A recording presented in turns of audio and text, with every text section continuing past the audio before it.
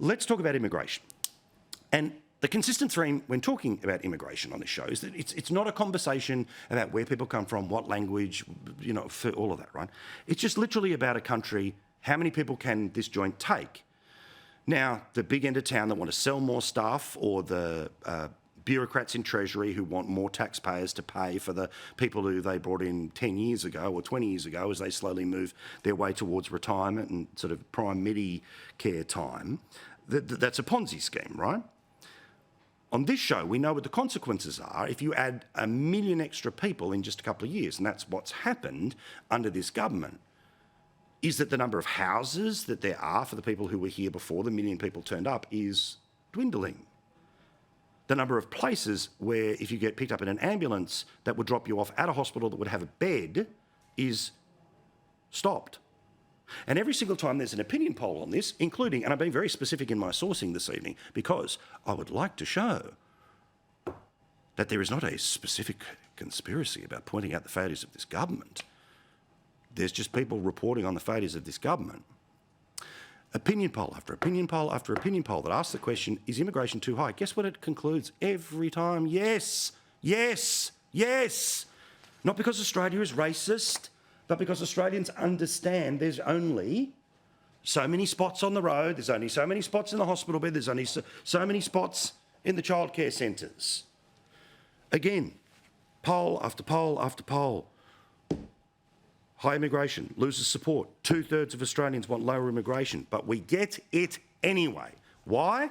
Because Treasury needs to say the economy is growing, even though we're in a per capita recession and have been for 7 quarters in a row. 7 times 3 months. 21 months in a row where we, the citizen, have been going backwards.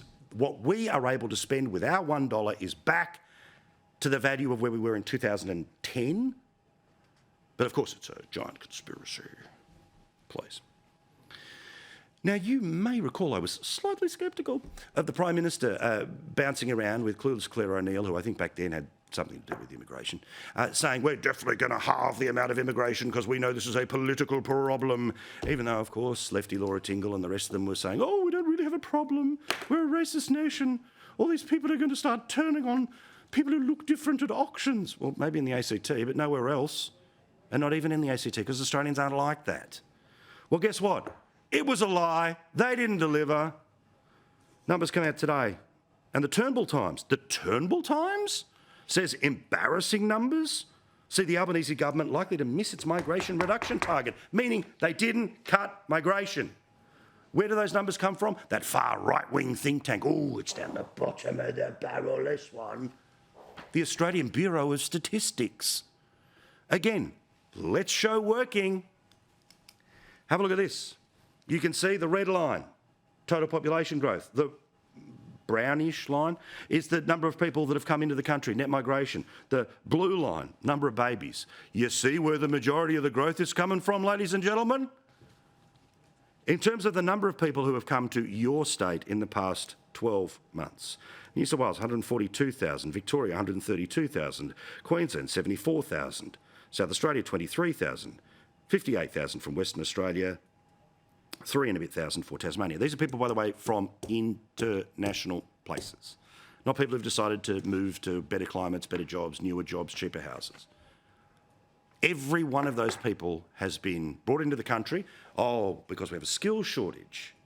And that might be true, but that's also because the smarty pants that are now telling us we must have more people, come on in, whatever. I know there's a queue, but come this way. Just pay your taxes on the way, don't worry. You can all compete for the same houses. Those are the same people who told a generation, like 30 years worth of school kids, you must finish your 12. You must go to university. We must educate Australia. We must have big-brained Australia. Unless you're going to be an engineer, then you are a failure. If you're not going to be an engineer, be an art student. When the reality is that what we should have been saying to a lot more people than those that were going to university was, you know what? Become a tradie.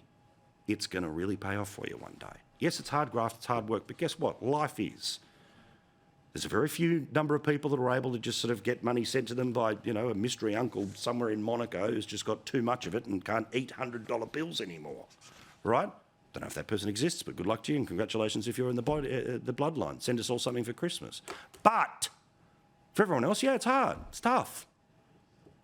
But we told a whole bunch of kids, you know what? It doesn't have to be tough.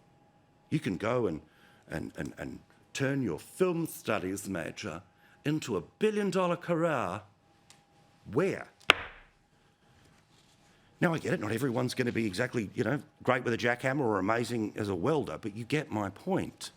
The consequence of which is that, surprise, surprise, the very system that pushed your kids in that direction, or your grandkids in that direction, is the same one that turns around and says, we must open the floodgates. With all of those people coming in the past 2 years, added to your kids trying to find a house, compete for a house, the houses that there are few of to rent, or the ones that are more expensive. It's almost like it's by design, isn't it? But you can't possibly say that.